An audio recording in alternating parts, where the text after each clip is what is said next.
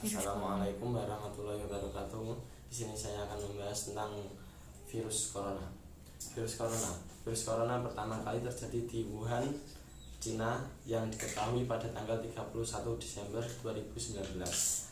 Ketika itu infeksi yang gejalanya hampir sama dengan pneumonia tersebut diyakini berasal dari pasar hewan dan ikan laut di Wuhan, Cina.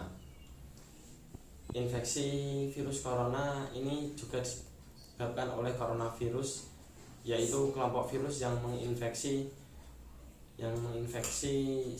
sistem pernafasan. Dan ada juga cara untuk meredakan gejala infeksi terhadap virus corona. 1. Memberi obat-obatan pada demam dan nyeri. 2. Mandi air hangat dan menggunakan lembab udara untuk meredakan batuk dan sakit tenggorokan. 3. Istirahat dan tidak keluar rumah untuk menjaga penyebaran virus corona. 4. Banyak minum air putih guna menjaga kadar cairan tubuh. Pada sebagian besar kasus, coronavirus hanya menyebabkan infeksi pernafasan ringan seperti flu, dan juga bisa menyebabkan infeksi pernafasan berat seperti MERS, SARS, pneumonia.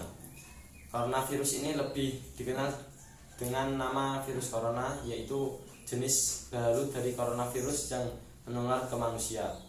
Virus ini juga bisa menyerang siapa saja, baik bayi, anak-anak, orang dewasa, lansia, ibu hamil, dan ibu menyusui.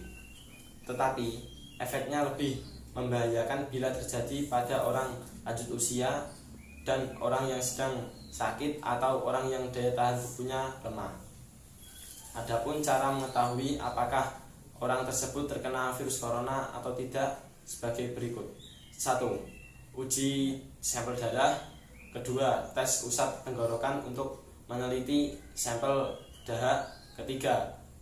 Röntgen dada untuk mengetahui infiltrat atau cairan di paru-paru. Mengatasi virus corona ini yang sudah menyebar di seluruh dunia, para pemerintah Indonesia mengatasi dengan sejumlah kebijakan yang dibahas dalam rapat, yaitu kesiapan menghadapi virus corona yang dipimpin oleh Presiden Joko Widodo di Istana Bogor pada Selasa tanggal 4 Februari 2020. Setelah mengikuti rapat tersebut, Menteri Koordinator Bidang Perekonomian Airlangga Hartarto menjelaskan jumlah langkah-langkah yang harus dilakukan, yaitu 1. Membuka layanan hotline di 9 kementerian, yaitu layanan hotline ini dibuka agar masyarakat lebih mudah mendapatkan penjelasan yang terkait dengan wabah virus corona dan dampaknya. 2. Menghentikan penerbangan rute Indonesia-Cina untuk sementara waktu. 3. Menerapkan pembatasan terhadap kedatangan orang dari kawasan Cina. 4. Para tenaga kerja atau turis asal Cina yang sebelumnya sudah berada di wilayah Indonesia dan sampai sekarang belum kembali ke negaranya akan mendapatkan perpanjangan izin visa untuk overstay sampai 1 bulan. 5. Pemerintah akan segera melarang impor hewan hidup dari Cina karena virus corona selama ini tidak hanya menular dari manusia ke manusia, tetapi juga melalui hewan.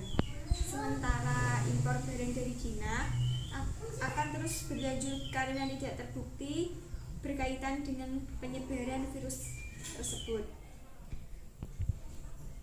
Virus ini termasuk impor produk hortikultural seperti bawang merah dan bawang putih dan lainnya.